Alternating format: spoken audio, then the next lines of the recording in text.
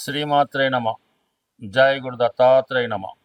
ఈ వీడియోలో మనం ప్రస్తుతం గురువు యొక్క గమనంలో గురుగ్రహం 2025 సంవత్సరం ఆగస్టు 12వ తారీఖున ఈ గురువు తన సొంత నక్షత్రమైనటువంటి పునర్వసు నక్షత్రం మీదకి ప్రవేశించడం జరిగింది. సుమారుగా 2026 సంవత్సరం జూన్ 18వ తారీఖు వరకు సుమారుగా 310 రోజులు అత్యంత శుభగ్రహమైనటువంటి గురువు ఈ పునర్వసు నక్షత్రం మీద సంచరించడం జరుగుతుంది. ఈ సంచరించడంలో నవంబర్ 12వ తారీఖు నుంచి అంటే 2025 నవంబర్ 12 నుంచి 11వ తారీఖు మార్చి 2026 వరకు కూడా గురుగ్రహం వక్రగమనం పొందడం జరుగుతూ ఉంటుంది. అంటే గురువు మామూలు కన్నా వక్రగమనంలో ఉన్నప్పుడు అత్యంత శుభ ఫలితాలు ఇవ్వడం జరుగుతూ ఉంటుంది. సో మళ్ళా మనకి ఇదే గురువు అక్టోబరు 18వ తారీఖు నుంచి డిసెంబర్ 5వ తారీఖు వరకు అంటే ఇంతంతా 2025 సంవత్సరం అక్టోబర్ 18 నుంచి డిసెంబర్ 5 వరకు కూడా గురువు కర్కాటక రాశిలో సంచరించడం జరుగుతూ ఉంటుంది. అంటే అక్టోబర్ 18న కర్కాటకంలో ప్రవేశించిన గురువు నవంబర్ 12వ తారీఖున వక్రగమనం పొంది తిరిగి మళ్ళా మిథున రాశిలోకి ప్రవేశించడం జరుగుతుంది. సుమారుగా ఒక 50 రోజుల పాటు ఈ గురువు కర్కాటక రాశిలో తన ఉచ్చక్షేత్రంలో అత్యంత బలవంతుడై సంచరించడం జరుగుతూ ఉంటుంది. అంటే మొత్తం మీద పునర్వసు నక్షత్రంలోనే ఇదంతా జరుగుతుంది. పునర్వసు నక్షత్రం 3 పాదాలు మిథున రాశి యందు, ఒక పాదం కర్కాటక రాశి యందు సంచరించడం జరుగుతూ ఉంటుంది. ఈ కారణం వల్ల ఏంటంటే గురువు ఈ సమయంలో మీకు కర్కాటకంలో గురువు ఉచ్చ పొందడం జరుగుతూ ఉంటుంది. ఏదైనా ఒక గ్రహం ఉచ్చక్షేత్రానికి వెళ్తున్నప్పుడు అత్యంత బలం పుంజుకొని తన యొక్క శుభ ఫలితాల్ని వివిధ రాశుల వారికి, గురుదశ జరుగుతున్న వాళ్ళకి, గురువు యొక్క అంతర్దశ జరుగుతున్న వాళ్ళకి అనుకూలంగా ఇవ్వడం జరుగుతూ ఉంటుంది. సో అయితే ఇప్పుడు ఈ గురుగ్రహ ప్రభావం ఏ రాశి వారి మీద ఏ విధంగా ఉంటుందో తెలుసుకునే ముందుగా ఇక్కడ చిన్న మళ్ళీ లాజిక్ ఒకటి ఉందన్నమాట. ఈ ప్రస్తుతం ఈ రాహుగ్రహం గురువు యొక్క నక్షత్రం అయినటువంటి పూర్వభాద్ర నక్షత్రంలో సంచరించడం జరుగుతుంది. ఇంచుమించుగా ప్రస్తుతం పూర్వభాద్ర నక్షత్రం మీద ఉంటూ నవంబర్ 23వ తారీఖు వరకు అంటే నవంబర్ 23, 2025 సంవత్సరం వరకు ఈ గురువు యొక్క మరొక నక్షత్రం పూర్వభాద్ర నక్షత్రం మీద సంచరించడం వల్ల ఆటోమేటిక్గా గురువు ఈ రాహు యొక్క ప్రభావానికి లోనవడం జరుగుతూ ఉంటుంది. సో రెండు కూడా ఈ విధంగా ఒక కోణ దృష్టి ఈ గురువు మరి రాహు మళ్ళీ ఏర్పడడం వల్ల గురువు రాహు యొక్క ప్రభావానికి లోనవడం వలన కొన్ని ఫలితాలు జాతకుడికి అనుకూలంగా ఇవ్వడం జరగదు. అయితే 1-2 సార్లు ప్రయత్నం చేయడం వల్ల జరుగుతూ ఉంటుంది. కొన్ని కార్యక్రమాల్లో అంటే రాహుకి అనుకూలంగా ఉన్నటువంటి కార్యక్రమాల్లో గురువు మనకి అనుకూల ఫలితాలు ఇవ్వడం జరుగుతూ ఉంటుంది. ఏదైనా గురువు ఒక భావంలో ఉన్న ఒక స్థానంలో ఉన్న ఆ భావాన్ని ఎక్స్పాండ్ చేయడం జరుగుతూ ఉంటుంది. ఆ భావాన్ని బాగా పెంచుతూ ఉంటాడు అనమాట. ధనస్థానంలో ఉంటే బాగా ధనవంతుడు చేస్తాడు, సంతాన స్థానంలో ఉంటే ఎక్కువ సంతానాన్ని ఇస్తూ ఉంటాడు. సేమ్ రాహు కూడా అదే రాహు కూడా ఏ భావంలో ఉన్నా ఆ భావాన్ని తన యొక్క పద్ధతిలో అంటే తనదైన మార్పు సృష్టించే విధంగా పెంచుతూ ఉంటాడు. ఏదైనా ఒక అనెతికల్ ఉందనుకోండి, ఏదైనా ఒక అనెతికల్ అంటే మామూలుగా ఏదంటే ఒక చెడ్డ అలవాట్లు ఉంటే దాన్ని బాగా పెంచుతూ ఉంటాడు. ఒక వ్యభిచారం అవ్వచ్చు, ఒక స్మగ్లింగ్ అవ్వచ్చు, ఇవన్నీ కూడా రాహు యొక్క లక్షణాలు. రాహు ఏదైనా ఒక విషయాన్ని విపరీతంగా పెంచి మళ్ళీ సడన్గా దానివల్ల డౌన్ఫాల్ ఇస్తూ ఉంటాడు. సో ఇప్పుడు ఈ రాహు మనకి నవంబర్ 12 వరకు, రాహు నవంబర్ 23 వరకు మనకి ఈ పూర్వభాద్ర నక్షత్రంలో సంచరించడం వల్ల గురువు అప్పటి వరకు కొన్ని మిశ్రమ ఫలితాలు ఇస్తూ దాని తర్వాత నుంచి నవంబర్ 23 నుంచి ఇంచుమించుగా మనకి జూన్ 2018 వరకు జాతకుడికి శుభ ఫలితాలు ఇవ్వడం జరుగుతూ ఉంటుంది. అందువల్ల ఏంటంటే ఏ రాశి వారికి ఏ విధమైనటువంటి ఫలితం రావడం జరుగుతుంటుందని తెలుసుకునే ప్రయత్నంలో గురువు యొక్క కారకత్వాలు అంటే గురువు శుభగ్రహం, అటు ధనకారకుడు అంటే రెండో స్థానానికి, కుటుంబానికి, పంచమ స్థానం సంతానానికి, జాతకుల్లో ఉన్నటువంటి తెలివితేటలకి, ఉన్నత విద్యకి, పూర్వపుణ్యానికి కారణమవుతుంటాడు. 11వ భావానికి అంటే ధన లాభానికి కారణమవుతుంటాడు. సో ఈ విధంగా గురువు తన కారకత్వాల ద్వారా, తన ఉన్న స్థానాల ద్వారా జాతకుడికి శుభ ఫలితాలు ఇచ్చే ప్రయత్నం జరుగుతూ ఉంటుంది. సో ఏదైనా ఒకే నక్షత్రంలో అంటే గురువు యొక్క నక్షత్రం అయినటువంటి పునర్వసులో ఈ 310 రోజులు అతి రేరుగా సంచరించడం జరుగుతూ ఉంటుంది. అంటే ఏదన్నా పునర్వసు నక్షత్రం అంటే చాలా బలమైన నక్షత్రం అన్నమాట. అంటే ఏదైనా ఒక ప్రాంతం కానీ, ఒక వ్యక్తి కానీ, ఒక వంశం కానీ ఏదైనా దారి తప్పుతున్నప్పుడు, అక్రమ మార్గాల్లో వెళ్తున్నప్పుడు, తన యొక్క ఉనికిని కోల్పోతున్నప్పుడు ఈ పునర్వసు నక్షత్రంలో ఆ కుటుంబంలోనూ, ఆ ప్రాంతంలోనూ ఎవరో ఒకరు జన్మించి దాన్నంతా కూడా మళ్ళా తిరిగి కొత్తగా సామ్రాజ్యాన్ని స్థాపించడం, సస్యశ్యామలం చేయడం, అంతరించిపోతున్నటువంటి ఆ వంశ గౌరవాన్ని తిరిగి నిలబెట్టడానికి ఈ పునర్వసు నక్షత్రం కారణమవుతుంటుంది. అంటే పునర్వసు నక్షత్రం అన్నది ఏంటంటే తిరిగి సాధించడం మాట. అంటే పోగొట్టుకున్నటువంటి ప్రతిభని సాధించుకోవడం జరుగుతూ ఉంటుంది. ఇప్పుడు ఎవరికైతే ఈ గురుగ్రహం అనుకూలంగా ఉంటుందో వాళ్ళు గతంలో ఏవైతే పోగొట్టుకున్నారో, దేనికోసం అయితే ప్రయత్నం చేస్తున్నారో అవన్నీ కూడా ఈ గురువు మనకి ఈ పునర్వసు నక్షత్రం మీద సంచరిస్తున్నటువంటి టైంలో ఎవరికి ఏ విధంగా లాభం పొందుతున్నది కొద్దిగా రాశుల వారిగా తెలుసుకునే ప్రయత్నం చేద్దాం. సో ఏదైనా ఈ డేట్లు ఇవన్నీ కూడా 1-2 సార్లు మీరు విని జాగ్రత్తగా గమనిస్తే అటు జ్యోతిష విద్యార్థులకి, జ్యోతిషంలో కొత్తగా ప్రవేశిస్తున్న వారికి, అలాగే మంచి ప్రయత్నాలు చేద్దామని ఎదురు చూస్తున్న వాళ్ళకి కూడా ఈ యొక్క వీడియో మీకు బాగా ఉపయోగపడుతుందని ఆశిస్తూ కొద్దిగా డీటెయిల్గా, కొద్దిగా పెద్ద వీడియో అయినా డీటెయిల్గా చెప్పడం జరిగింది. బట్ ఏదైనా శాస్త్రం మీద అభిమానం ఉన్న వాళ్ళకి, కొద్దిగా మైండ్ పెట్టి వింటున్న వాళ్ళకి ఇది ఖచ్చితంగా ఉపయోగపడుతుంది. ఈ వీడియోలో మనం వృశ్చిక రాశి వారికి గురువు పునర్వసు నక్షత్రంలో ప్రవేశించి 310 రోజులు అతి దీర్ఘకాలం ఒకే నక్షత్రం మీద సంచరించడం అన్నది ఒక విధంగా మన వృశ్చిక రాశి వారికి ఒక అదృష్ట యోగాన్ని ఎక్కువ రోజుల పాటు ఇవ్వడం జరుగుతుంది. అయితే మరి ప్రస్తుతం గురువు ఈ రాశి వారికి అష్టమ స్థానంలో సంచరించడం జరుగుతూ ఉంది. అయితే అష్టమం ఎప్పుడూ కూడా కొన్ని అనుకోని ఆకస్మిక సంఘటనలే కారణమవుతూ ఉంటుంది. ఒక విధంగా శుభ ఫలితాలు ఇవ్వడం జరుగుతూ ఉంటుంది.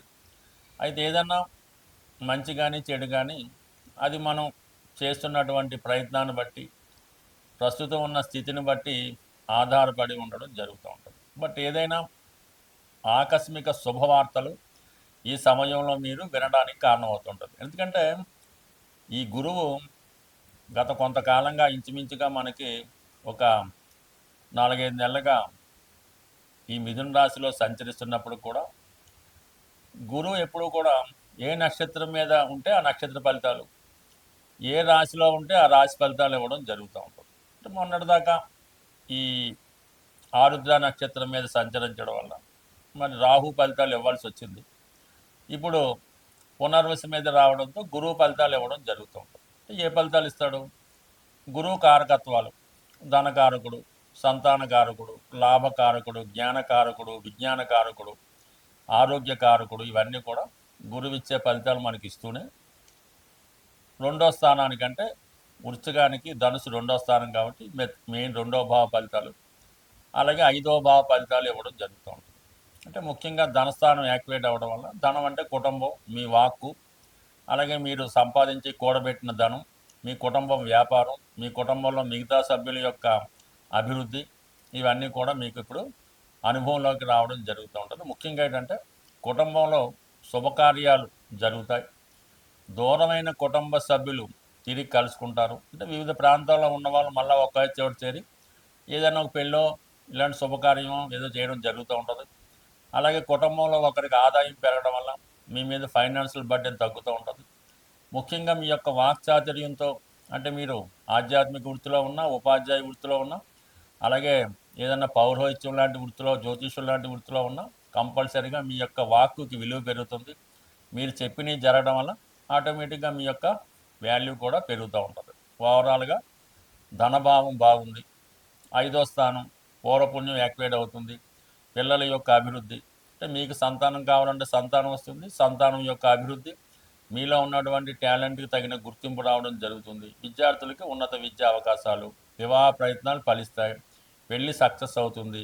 వివాహం తర్వాత వచ్చే అన్ని ఫలితాలు పొందడం జరుగుతూ ఉంటుంది. ఈ విధంగా ఈ 2 భావాలు యాక్టివేట్ అవుతూ, మరి 8వ స్థానం అంటే మీకు 4, 8, 12 అంటే మోక్ష త్రికోణం యాక్టివేట్ అవుతుంది. ఈ మోక్ష త్రికోణం యాక్టివేట్ అవడంలో కామన్గా 4వ భావం అన్నప్పుడు ఎలా ఉంటుందంటే పుణ్యక్షేత్రాలు దర్శిద్దామనే ఆలోచన, గృహంలో ఏదన్నా నిత్యం పూజ చేసుకోవడం, గృహాన్ని ఒక దేవాలయంగా మార్చుకోవడం, ఎక్కువగా పుణ్యక్షేత్రాల్లో కానీ పుణ్య కార్యక్రమాల్లో కానీ పాల్గొనడం జరుగుతూ ఉంటుంది. ఇంకా 12వ స్థానం ఉన్నప్పుడు కొన్ని రోజుల పాటు ఏదైనా ప్రశాంతంగా ఒక ఆశ్రమంలోనూ ఒక ఆధ్యాత్మిక కేంద్రంలోనూ స్టే చేయడం, అక్కడ ఉన్నటువంటి విద్వాంసుల్ని పండితుల్ని వగైరా కలుసుకొని కొన్ని మంచి విషయాలు తెలుసుకోవడం, ఏదైనా మీ జీవితాన్ని సరిదిద్దుకునే ప్రయత్నం జరుగుతూ ఉంటుంది. అంటే లైఫ్ని కరెక్ట్ చేసుకుంటారు, మంచి మార్గంలో వెళ్తారు, పూర్తిగా మార్పు రావడం జరుగుతూ ఉంటుంది. ఇవన్నీ ఒక ఎత్తు అయితే, ఎస్పెషల్లీ ఈ రాశి వారికి అక్టోబర్ 18 టు డిసెంబర్ 5 ఈ సమయంలో గురువు కర్కాటక రాశిలో ప్రవేశించడం వల్ల మీకు భాగ్యస్థానం అవుతుంది. కాబట్టి ఆటోమేటిక్గా పుణ్యక్షేత్రాలు దర్శించడం కానీ పిల్లల యొక్క అభివృద్ధి, అంటే భాగ్యంలో ఉంటే ఆటోమేటిక్గా మనకి 1, 5, 9 యాక్టివేట్ అవుతాయి. ఈ కారణం వల్ల ఏమవుతుందంటే మీకు పుణ్య కార్యక్రమాలంత ఆసక్తి కలుగుతూ ఉంటుంది. మంచి కార్యక్రమాల్లో పాల్గొనడం, అంటే ఎక్కువగా మిమ్మల్ని మీరు సంస్కరించుకుంటూ ఉంటారు. మంచి కార్యక్రమాల్లో పాల్గొనడం, చిన్న చిన్న బలహీనతలు ఉంటే దాని నుంచి బయటపడడం, ఇవన్నీ జరుగుతాయి. ఏదైనా జాతకంలో మంచి ఫలితాలు రావాలంటే శుభస్థానం అంటే 9వ స్థానంలో ఏదో శుభగ్రహం ఉంటే జాతకుడికి ఆ పీరియడ్ అనుకూలంగా వెళ్తూ ఉంటుంది. అలాగే ఏంటంటే 6, 8, 12లో గ్రహాలు ఉన్నప్పుడు స్వభావ సిద్ధంగా ఇబ్బంది పెడుతుంటాయి. కానీ 9వ స్థానంలో ఉన్న 5లో ఉన్న 1లో శుభగ్రహాలు వచ్చినప్పుడు జాతకుడు అభివృద్ధి ఆటోమేటిక్గా రావడం జరుగుతూ ఉంటుంది. గతంలో ఉన్నటువంటి పొరపాట్లు సరిదిద్దుకోవడానికి కూడా కారణం అవుతూ ఉంటుంది. అయితే గురువు ఇప్పుడు ఉచ్చులో ఉండడం, అలాగే వక్ర గమనంలో ఉండడం, ఇవన్నీ జాతకుడికి కంప్లీట్గా 9వ భావ ఫలితాలు అనుభవంలోకి రావడం వల్ల ఉన్నత విద్యా ప్రయత్నాలు ఫలిస్తాయి. అయితే ఏంటంటే ఇప్పుడు ఏదన్నా మీరు పుణ్య కార్యక్రమాలు చేపట్టుకోవడానికి, జాతకంలో ఏమైనా దోషాలు ఉంటే వాటిని సరి చేసుకోవడానికి ఇది ఒక మంచి అవకాశం అన్నమాట. అంటే ఏదన్నా మనం చాలా పూజలు పుణ్యక్షేత్రాలు చేస్తుంటాం, తపస్సులు, హోమాలు, యజ్ఞాలు, జపాలు చేసినా కూడా కొన్ని సందర్భాల్లో ఫలితం రాదు. ఆ ఫలితం ఎప్పుడన్నా ఒక జాతకుడికి మంచి కార్యక్రమం పూజలు చేసినప్పుడు ఆ ఫలితం రావాలంటే గురువు యొక్క అనుగ్రహం ఉండాలి. గురువు మన రాశిని చూడడం కానీ, లగ్నాధిపతితో కలిసి ఉండడం కానీ, గురువు అనుకూలిస్తే ఆ సమయంలో మనం ఏమైనా పుణ్య కార్యక్రమాలు చేసినా, దేవాలయాలు దర్శించిన, పుణ్యక్షేత్రాలు దర్శించిన ఆ ఫలితం మనకి వెంబటనే రావడం జరుగుతూ ఉంటుంది. మరి ఈ సమయంలో మీరు జాతకంలో అయినా దోషాలు ఉంటే, పితృదోషం కానీ, మాతృదోషం కానీ, వివిధ దోషాలు ఏవైనా ఉంటే ఆ దోషాలకి మీరు పరిహారం చేసుకుంటే గురువు ఇంకా తొందరగా మీకు ఫలితాలు, శుభ ఫలితాలు ఇవ్వడం జరుగుతుంది. గురుగ్రహ అనుగ్రహం సంపాదించాలంటే మరి సాధారణంగా ఈ రాబోయే ఆశ్వీజ మాసం, ఈ కార్తీక మాసం, కొన్ని పండగలు వస్తుంటాయి కదా. కార్తీక మాసంలో ఎస్పెషల్లీ మీరు ఏదైనా ఒక శివమాల ధరించిన, వెంకటేశ్వర స్వామికి సంబంధించినటువంటి మాల ధరించిన, లేదంటే రేపు దసరాలో అమ్మవారికి సంబంధించిన సంకల్పం తీసుకొని మాల ధరించిన, లేదు అయ్యప్ప స్వామి దీక్ష తీసుకున్న, ఏదో ఒక దీక్ష మీరు, అది 40 రోజులు, అర్ధమండలం, 8 రోజులు, మీ యొక్క సంకల్పాన్ని బట్టి, భగవంతుడు మీకు ఇచ్చిన అవకాశాన్ని బట్టి ఇటువంటి దీక్ష మీరు చేయడం వల్ల మీకు గురువు యొక్క అనుగ్రహం తొందరగా లభించే అవకాశం ఉంది. సాధారణంగా గురువు అటు మీ యొక్క కులగురువును కానీ, ప్రస్తుతం మనకు ఉన్నటువంటి దత్తాత్రేయుడు, రాఘవేంద్ర స్వామి, సాయిబాబా వారు, అంటే ఎవరి నమ్మకం వాళ్ళది, ఆ గురువుని సేవించడం, లేదు తల్లిదండ్రులను సేవించడం, విద్య నేర్పిన గురువుని సేవించడం, దానివల్ల మీకు గురువు యొక్క అనుగ్రహం లభిస్తుంది. చాలా సింపుల్గా ఒక మంచి పసుపు కొమ్ము తీసుకొని, అది మీరు వ్యాపారస్తులైతే మీరు క్యాష్ బాక్స్లో పెట్టుకోండి, అలాగే ఒక పశువుకో మీ పాకెట్లో పెట్టుకోండి, లేదంటే అది దండకి కట్టుకోవడం వల్ల కూడా, అంటే పశువు కొమ్ము మీ దగ్గర ఉండడం వల్ల గురుగ్రహ అనుగ్రహం లభిస్తుంది. అదే గురువారం రోజు దైవాన్ని పూజించడం అంటే గురువారానికి గురువు అధిపతి అవుతుంటాడు. ఆ గురువారం రోజు మీరు ఏ దైవాన్ని పూజించినా ఆ సంకల్పం మీకు రావడం జరుగుతూ ఉంటుంది. బట్ ఏదైనా గురువు యొక్క అనుగ్రహం పొందాలంటే ఎక్కువగా పసుపు వాడటం, పసుపు రంగు వస్త్రాలు ధరించడం, అలాగే పసుపుతో చేసినటువంటి వినాయకుడిని ప్రతిరోజు పూజించుకోవడం వల్ల కంప్లీట్గా మీకు గురువు యొక్క అనుగ్రహం లభిస్తూ ఉంటుంది. లేదు నవగ్రహాల్లో ఉన్నటువంటి గురువు యొక్క స్తోత్రాన్ని పారాయణం చేయడం వల్ల అనేక కారణాలు, చాలా సింపుల్గా కూడా మీరు గురువు యొక్క అనుగ్రహం పొందవచ్చు. కేవలం విఘ్నేశ్వరుని గరికతో అర్చించడం వల్ల అయితేనే, వెంకటేశ్వర స్వామిని తులసి దళాలతో పూజించడం వల్ల అయితేనే, శివుణ్ణి శుభ్రమైనటువంటి గంగాజలంతో అభిషేకం చేయడం వల్ల అయితేనే, సో ఏ కార్యక్రమం చేపట్టినా కంప్లీట్గా మీకు గురుగ్రహ అనుగ్రహం లభిస్తుంది. గురుగ్రహ అనుగ్రహం ఉంటేనే జీవితంలో అదృష్టం దొరుకుతుంది. సో ఏదైనా మరి గురువు యొక్క అనుగ్రహం ప్రతి ఒక్కరు కూడా చాలా సులభంగా పొందవచ్చు. మీరు పెద్ద కష్టపడకుండా సులభంగా మన గురువులు చెప్తున్నటువంటి, అంటే చాగంటి కోటేశ్వరరావు గారు, సామవేదం షణ్ముఖ శర్మ గారు, వారు చెప్పినటువంటి ప్రసంగాలు విన్నా కూడా గురుగ్రహ అనుగ్రహం తప్పక లభిస్తుంది. స్వస్తి.